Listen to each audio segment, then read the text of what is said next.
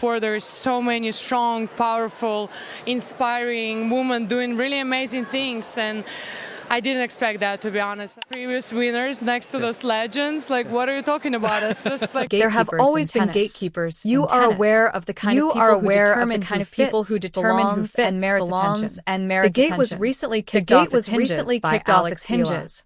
Video of a 20-year-old Filipino sensation fluently appeared before the Madrid Open had delivered its first ball. It went viral on all tennis platforms worldwide without being practiced, broken, or accentuated into irrelevance. Room music. She thus picked up Spanish in the same way that anyone who is completely engaged in a language learns it. Not from an app, not from a textbook, but from necessity, everyday life, and years of living in a culture that wasn't hers by birth, but became hers via dedication. Tournament, I think, was an age group tournament. Yeah. I also lost. That is not an eccentric side note to her tale. That's the tale. Because Eala's work at the Rafa Nadal Academy involved more than just honing his forehand and second serve. She began to feel like she belonged. She developed into a person who could not only survive, but also thrive in the most challenging situations in professional tennis. And the atmosphere in Madrid is precisely that.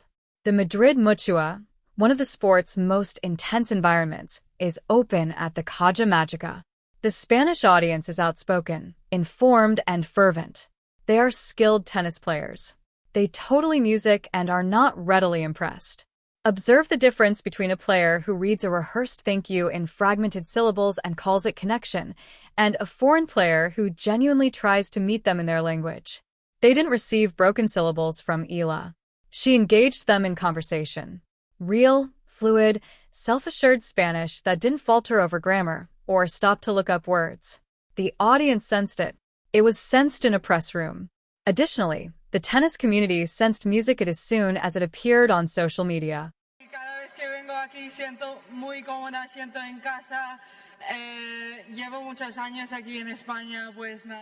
This is where Aryna Sabalenka becomes crucial to the discussion, not just as a response, but also as background.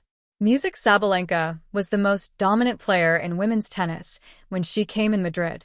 For the remainder of the tour, her 2025 season had been nothing short of oppressive. In January, she defeated Iga Swiatek to win her third Australian Open title in a final that didn't feel as close as the score indicated. At that point, she had held the top spot in the world rankings for well over 100 weeks. In a sport that is always searching for its next big thing, she had transformed the Belarusian flag into a symbol music of consistent excellence. Additionally, according to all accounts from players, reporters, and supporters who have spent one of the tour's most captivating personalities spend time with her. She's noisy, but in a good manner. She fills the rooms. Her self-assurance makes press briefings enjoyable rather than mandatory.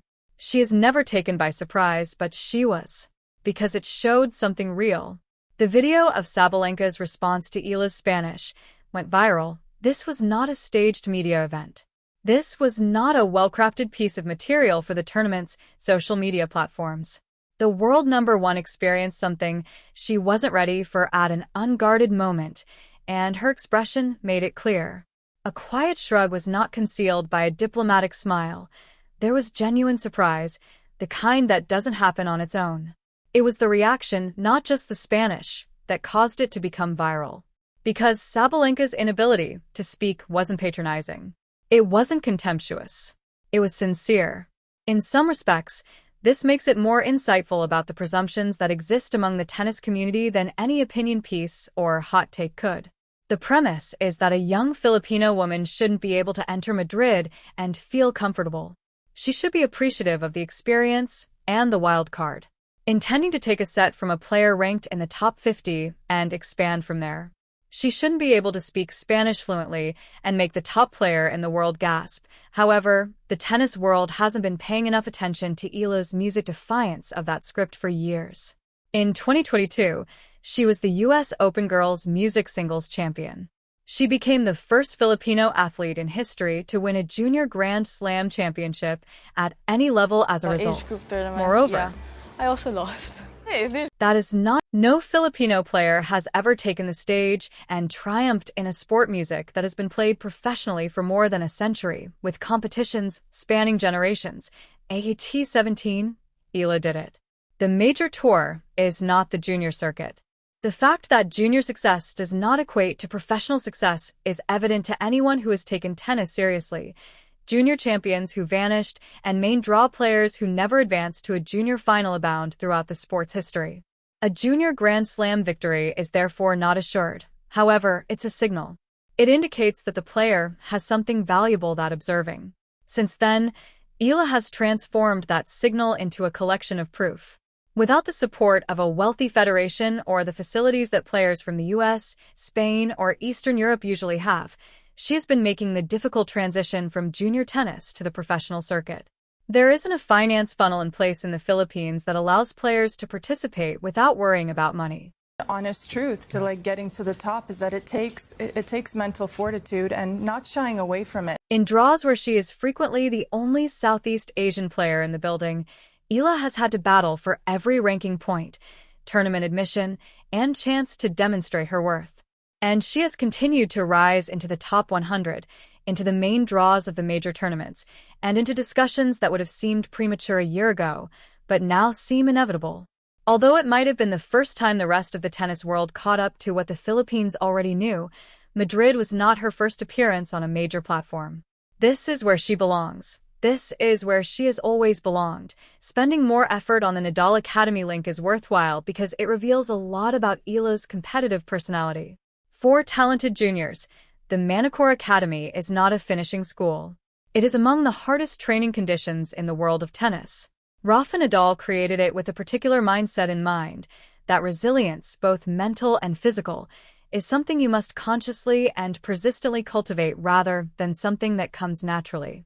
Players who go through that method develop more than simply their technical skills. They acquire competitive skills. In settings intended to mimic the intensity of professional match play, they learn how to cope with pressure. They discover what it takes to truly compete against someone who is ranked much higher than them on a court. Think they can prevail. For years, Eala assimilated all of that while living far from home, picking up a new language, adjusting to a new culture, and coping with the unique loneliness that comes with being a teenager in a foreign nation pursuing something that most people her age can't ever begin to understand. It's not a backstory. That's character development. That is what distinguishes those with talent from those who use it. The social media comment section divided as the viral video went viral. Sections always do. Eala was being celebrated by some. Others were more intrigued by Sabalenka's response than by what it disclosed. Immediately, a smaller but tenacious group began to wonder if the event was being exaggerated. If speaking Spanish was indeed so amazing, and if the attention was commensurate with the accomplishment. The last group completely misses the idea. Because a player can order meals, no one is going viral in a different tongue. The moment landed because it was unanticipated, effortless, and clearly registered in front of the most powerful player on the women's tour. Context is crucial.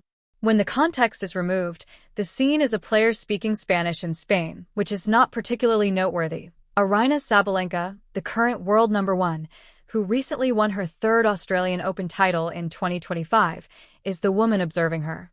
She is utterly stunned by the player who speaks, laughs, dominates, and commands the environment around her. This is not a sentimental tale. This indicates that a hierarchy has been established in the tennis world. It determined which nations generate champions, where power resides, and which narratives are important. Every word in that script is being rewritten in Spanish by Eala. Sign up right now. We refuse to allow the mainstream to obscure the important question is not how she learned Spanish, but rather why everyone is so surprised that she did, which is what this moment truly symbolizes. Let's begin there. The Philippines is where Eala was raised. Before she reached adolescence, she was recognized as a generational talent. It was the Rafa Nadal Academy Music in Manicure, Majorca. She packed up, took a plane to Spain, and lived in a Spanish-speaking village where English wasn't the locker's default language while training on European clay under Spanish coaches and surrounded by Spanish staff during her most formative years. Either the lunch table or the